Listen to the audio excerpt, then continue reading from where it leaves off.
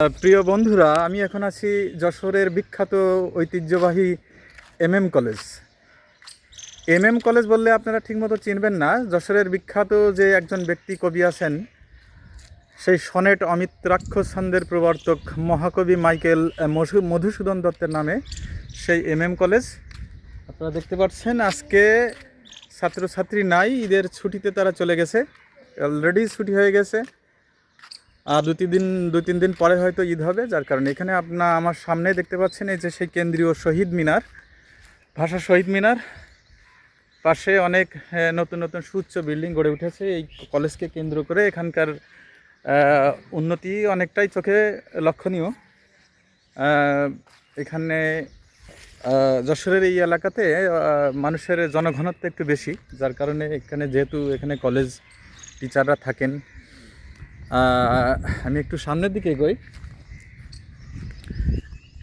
সুন্দর সুন্দর বসার জায়গা করে রাখা হয়েছে এখানে, আপনারা দেখতে পাচ্ছেন। স্টুডেন্টরা তাদের ক্লাসের ফাঁকে যাতে বসে অন্তত যারা পড়ালেখা নিয়ে আলাপ আলোচনা করতে পারে, শেয়ার করতে পারে। আর আমি একটু যাই, এটা মুক্তিযুদ্ধের স্মৃতির যে ভাস্কর্য, সেটা খুব সুন্দর। এখানে আবার রং করে ফ্রেশ করা হয়েছে, বেশ পুরনো কিন্তু এখন নতুন ভালো দেখাচ্ছে আর কি।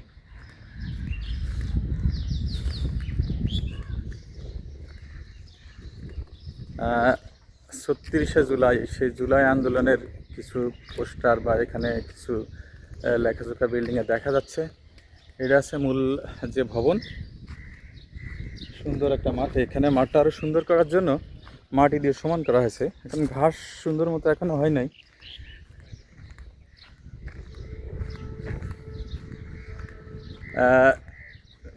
সরকারি মাইকেল মধুসূদন মহাবিদ্যালয়, এখানে যেটা লেখা আছে 1941 সালে স্থাপিত।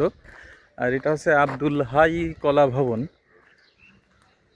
যশোরের সেই ঐতিহ্যবাহী সেই সবচেয়ে ভালো যে কলেজ নাম করা, সেটাই আর কি।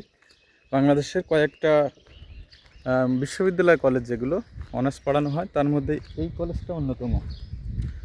আর এদিক দিয়ে আবাসিক এলাকা। আবার এখানে দেখা যাচ্ছে যে একাডেমিক ভবন 5, এখানে আছে আইসিটি বিভাগ, দর্শন বিভাগ, ইসলামের ইতিহাস সংস্কৃতি বিভাগ, ইতিহাস বিভাগ, ইসলামিক স্টাডিজ, অনেকগুলো বিভাগ এখানে আছে। বিল্ডিংটা নতুন।